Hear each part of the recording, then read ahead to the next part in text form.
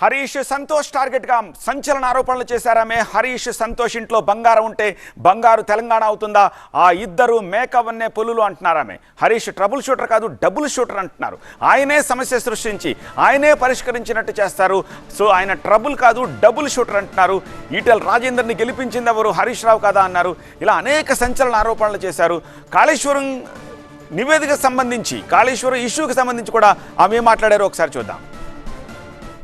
ఇవన్నీ రేవంత్ రెడ్డి గారు మాట్లాడారు. నేను మొత్తం అసెంబ్లీ స్పీచ్ చూడరు మీరు. వీళ్ళ మ్యాచ్ ఫిక్సింగ్ అనేది మీకు తెలిసిపోతుంది. ఏం మాట్లాడరు ఆయన. ఎంతసేపు కేసీఆర్ కాళేశ్వరం కట్టిండు, కేసీఆర్ కుటుంబం 1,00,000 కోట్లు తిన్నది. అరే 2007 నుంచి ఇప్పటివరకు కాళేశ్వరం 1,00,000 కోట్లు కూడా ఖర్చు కాలే. 1,00,000 కోట్లు ఖర్చు కానీ ప్రాజెక్టులో 40 లక్షల ఎకరాలకు నీళ్ళీయంగా కూడా 1,00,000 కోట్ల అవినీతి అయింది అంటారు రేవంత్ రెడ్డి గారు. దాన్ని మళ్ళీ ఓన్లీ కేసీఆర్ గారి గురించి చెప్తారు, హరీష్ రావు గారి గురించి మాట్లాడరు. ఎందుకంటే ఇంటర్నల్ అండర్స్టాండింగ్ ఉంది వీళ్ళిద్దరికి. నేను రామన్నను ఒకటే రిక్వెస్ట్ చేస్తున్నా, అన్న ఇవాళ మీతో బాగున్నట్టు వాళ్ళు నటించవచ్చు, హరీష్ అన్న కావచ్చు, సంతన్న కావచ్చు, కానీ వాళ్ళు మన మంచి కోరుకునే వాళ్ళు కాదు. వాళ్ళు తెలంగాణ ప్రజల మంచి కోరుకునే వాళ్ళు కాదు. వాళ్ళు కేసీఆర్ గారి మంచి కోరుకునే వాళ్ళు కాదు.